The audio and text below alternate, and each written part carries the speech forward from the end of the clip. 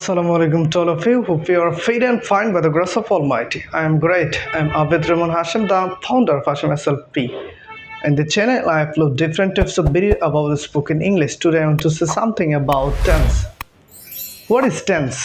টেন্সটা কি? টেন্সটা হচ্ছে একটা ল্যাটিন শব্দ যার বাংলা হচ্ছে টাইম। ওকে, ল্যাটিন শব্দ টেম্পাস থেকে আসছে। ল্যাটিন শব্দ টেম্পাস যার বাংলা হচ্ছে টাইম। ওকে, কিসের টাইম? টাইম অফ অ্যাকশন, যেটা দ্বারা কাজের সময় উল্লেখ করে তাকে টেন্স বলে। ওকে, টেন্স বিভিন্ন প্রকার হয়ে থাকে, present tense, past tense, future tense. আবার প্রেজেন্টের মধ্যে present indefinite, present continuous, present perfect, এবার পাস্ট ইনডেফিনিট, পাস্ট কন্টিনিউয়াস, অনেকগুলা, টোটাল মিলে হচ্ছে 12 প্রকার টেন্স। ওকে, তাহলে আমরা serially day by day we know about tense, ধীরে ধীরে আমরা একটা করে টেন্স সম্পর্কে জানবো। তাহলে so today I want to say something about present simple tense. Okay, আজকে কথা বলবো প্রেজেন্ট সিম্পল নিয়ে। প্রেজেন্ট সিম্পল টেন্স, যেই টেন্সে একটা সাবজেক্ট এবং একটা বি1 প্লাস হচ্ছে একটা অবজেক্ট থাকবে। সাবজেক্ট প্লাস বি1 প্লাস হচ্ছে অবজেক্ট বা এক্সটেনশন। অবজেক্টটা হচ্ছে এক্সটেনশনও দেওয়া যেতে পারে। এখানে ফার্স্ট অফ অল একটা সাবজেক্ট ব্যবহার করতে হবে এবং ভার্বের বেস ফর্ম ব্যবহার করতে হবে অবশ্যই।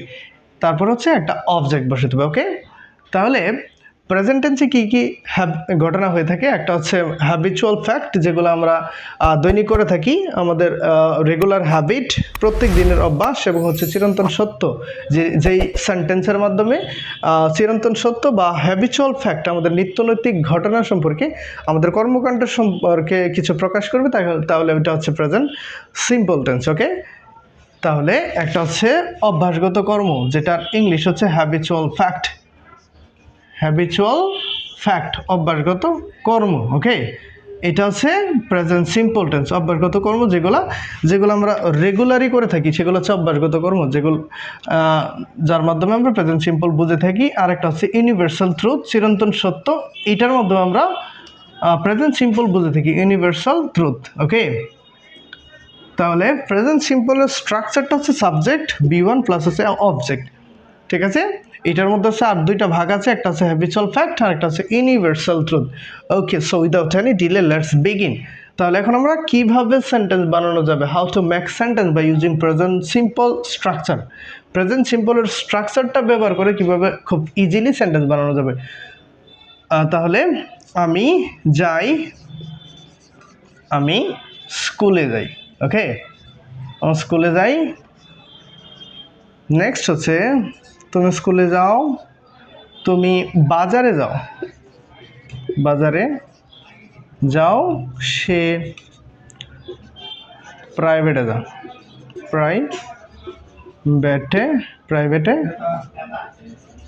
যায়। ওকে, তাহলে একটা জিনিস মনে রাখতে হবে, মোস্ট ইম্পর্টেন্ট থিং, যেটা you should have to remember that, এটা হচ্ছে বাংলা ক্রিয়ার শেষে থাকবে এ, রস্বই বা অন্তস্থ। কোনো বাংলা সেন্টেন্স, বাংলা বাক্যর শেষে যদি এ, রস্বই এবং অন্তস্থ থাকে, তার মানে ওইটা হচ্ছে প্রেজেন্ট সিম্পল টেন্স। ওকে, এখানে 3টা সেন্টেন্স লেখা হয়েছে, প্রত্যেকটার শেষেই রস্বই আছে, উ আছে এবং হচ্ছে অন্তস্থ আছে। তার মানে হচ্ছে যে বাক্যের শেষে অন্তস্থ এবং হচ্ছে রস্বই এবং উ থাকবে, ওইটা হচ্ছে প্রেজেন্ট সিম্পল টেন্স। সো এখন আমরা কি করব, ইংলিশে now we are convert English, আমরা এখন ইংলিশ ট্রান্সলেট করব। ফার্স্টে আই হচ্ছে আমি হচ্ছি আই, যাও ইংলিশ হচ্ছে গো। এই গটা হচ্ছে প্রেজেন্ট সিম্পল, মানে বেস ফ্রম। গোটা হচ্ছে ভার্বের বেস ফ্রম।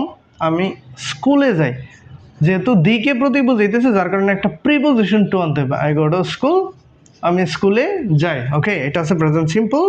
নেক্সট হচ্ছে তুমি বাজারে যাও, তুমি ইংলিশ হচ্ছে ইউ, যাও ইংলিশ হচ্ছে গো, ইউ গো। তুমি কোন দিকে যাও, দিকে প্রতি, আমরা জানি দিকে প্রতি বোঝাতে প্রিপোজিশন টু বসে, ইউ গো টু মার্কেট। ওকে, তারপর হচ্ছে সে, হি। আবার প্রেজেন্ট সিম্পলে আরেকটা জিনিস, একটা নোট মনে রাখতে হবে। নোটটা হচ্ছে সাবজেক্ট যদি থার্ড পারসন সিঙ্গুলার নাম্বার হয়, তাহলে ভার্বের সাথে কী হবে, এস বা ইএস হবে। এটা হচ্ছে ভার্বের বেস ফর্ম, ভার্বের বেস ফর্মের সাথে এস বা ইএস হবে। হি গোস টু, কোন দিকে যা, প্রাইভেটে, he goes to private. Okay, so এইভাবে আমরা খুব ইজিলি সেন্টেন্সগুলো বানাতে পারি। এখন আমরা এই প্রত্যেকটা সেন্টেন্স কীভাবে আমরা নেগেটিভ বানাতে পারি, কীভাবে পজিটিভ বানাতে পারি, ঠিক আছে? হ্যাঁ, নেক্সট হচ্ছে আমি স্কুলে যাই, আই গো টু স্কুল। আমি কি স্কুলে যাই? তখন আমরা প্রেজেন্ট সিম্পলে আরও দুইটা জিনিস হেল্প নিতে পারি, একটা হচ্ছে ডু আর একটা হচ্ছে ডাস। এই ডু ডাস নিয়ে আমরা নেগেটিভ করতে পারি, ইন্টারোগেটিভ করতে পারি এবং হচ্ছে নেগেটিভ ইন্টারোগেটিভ করতে পারি। ওকে, এক্ষেত্রে থার্ড পারসন সিঙ্গুলার, যেমন হচ্ছে থার্ড পারসন সিঙ্গুলার যে সাবজেক্টগুলো আছে ওগুলোর ক্ষেত্রে, যেমন থার্ড পারসন সিঙ্গুলার হি, তারপর হচ্ছে শি, নেক্সট হচ্ছে ইট, তারপর হচ্ছে an specific name, any name, যে কোনো একটা নাম যদি থাকে তাহলে আমরা কি বসাবো? ডাজ বসাবো। ওকে, এর সাথে আমরা ডাজ বসাবো। আর হচ্ছে আই, তারপর হচ্ছে ইউ, তারপর হচ্ছে উই এবং হচ্ছে থার্ড পারসন প্লুরাল নাম্বার দে, এর সাথে আমরা ডু বসে নেগেটিভ, পজিটিভ এবং ইন্টারোগেটিভ সেন্টেন্স করতে পারি। সো তাহলে আমরা এখন আই হচ্ছে সাবজেক্ট, আয়ের ক্ষেত্রে আমরা কি বসাবো? ডু। ডু বসে আমরা সহজে interrogative, do I. First of all আমরা কি বসাবো? ইন্টারোগেটিভ করতে গেলে একটা ডু বসাবো, হেল্প নিব, যেহেতু এখানে ভার্বের B1 আছে, ডু ডাস নিতে হবে। হ্যাঁ, প্রেজেন্ট সিম্পলে দুইটাই হেল্প নিব, একটা হচ্ছে ডু আর একটা হচ্ছে ডাস। আর এখানে লিখে দিয়েছি ডাস বসে থার্ড পারসন সিঙ্গুলারের ক্ষেত্রে, আর হচ্ছে ডু বসে ফার্স্ট পারসন এবং থার্ড পারসন প্লুরাল নাম্বার এবং সেকেন্ড পারসনের সাথে। ওকে, তাহলে ফার্স্ট অফ অল যদি ইন্টারোগেটিভ বানাতে চাই তাহলে আমাদের ফার্স্টে একটা ডু বসে, তারপরে পুরো সেন্টেন্সটা হুবহু বসে দেব, do I go to school, do I go to school. খুব ইজি। তারপর শেষে একটা প্রশ্নবোধক। এখানে যদি এটা নেগেটিভ করতে চাই তাহলে ফার্স্টেই ডু এর সাথে একটা নট বসাই দেবো, don't I go to school, আমি কি স্কুলে যাই না, ঠিক আছে? তারপর এটাকে আবার ডাব্লিউএস ওয়ার্ড বানানো যেতে পারে, খুব ইজিলি ডাব্লিউএস ওয়ার্ড এবং অন্যান্য সেন্টেন্স বানানো যেতে পারে।